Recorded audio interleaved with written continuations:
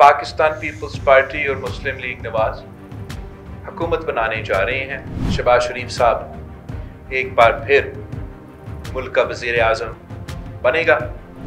कंगाली हालत से जूझ रहे पाकिस्तान में 8 फरवरी को आम चुनाव हुए, जिसके 13 दिन बीत जाने के बाद कोई सरकार नहीं बन पाई।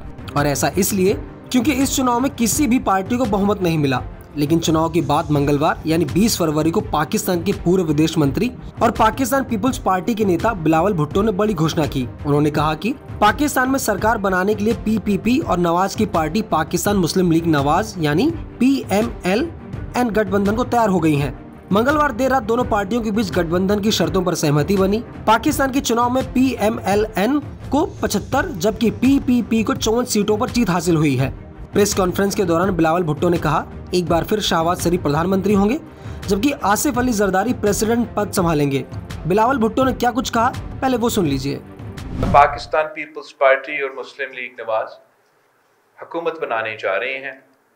उम्मीद है कि इंशाअल्लाह ताला जल्द से जल्द शहबाज शरीफ साहब एक बार फिर मुल्क का वजीर आजम बनेगा।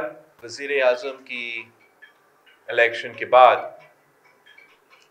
जो सदर पाकिस्तान का इलेक्शन होने जा रहे हैं, उसमें भी हम मुस्लिम लीग नवाज का शुक्रगुजार हैं कि वो पाकिस्तान पीपल्स पार्टी का उम्मीदवार सदर जरदारी साहब का हमायत कर रहे हैं और इंशाअल्लाह ताला प्रेसिडेंसी के लिए, प्रेसिडेंट ऑफ पाकिस्तान के लिए हमारा जॉइंट उम्मीदवार सदर जरदारी होगा।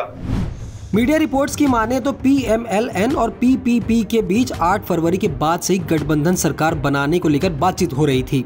सरकार बनाने के लिए बिलावल ने कुछ शर्तें भी रखी थी। इस पर नवाज की पार्टी सहमत नहीं हो पा रही थी और यही वजह है कि अब तक सरकार नहीं बन सकी। इसे लेकर बिलावल ने 18 जनवरी को एक रैली में कहा था, PMLN ने मुझे 2 साल के लिए प्राइम मिनिस्टर बनाने का ऑफर दिया था, ये मुझे कबूल नहीं है।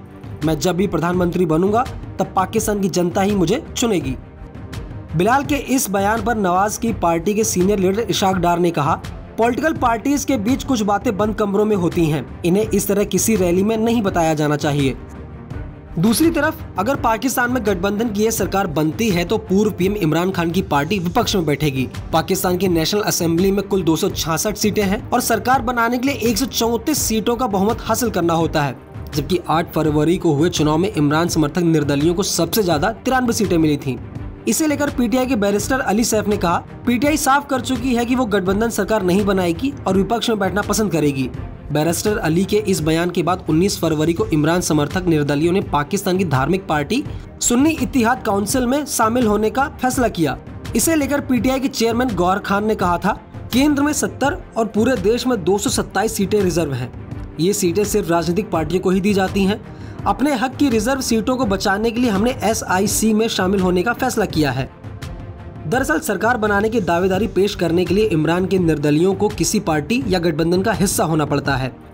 ऐसा इसलिए क्योंकि चुनाव से पहले इलेक्शन कमीशन ने खान की पार्टी पर बैन लगा दिया था और तो और इमरान खान को भी अयोग्य घोषित कर दिया था।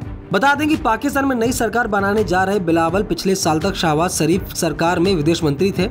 इमरान की सरकार गिराने के बाद शहबाज ने सत्ता संभाली थी और उनकी 13 दलों की सरकार ने 16 महीने सरकार चलाई थी। लेकिन अब देखना ये दिलचस्प होगा कि आखिर गठबंधन की ये सरकार कितने दिन चलती है, क्योंकि पाकिस्तान के इतिहास में आज तक कोई भी सरकार अपना कार्यकाल पूरा नहीं कर पाई है। ये खबर आपको कैसी लगी हमें कमेंट करके जरूर बताएं और देश दुनिया की ऐसी खबरों के लिए बने रहिए न्यूज़ 18 इंडिया ओरिजिनल्स के साथ।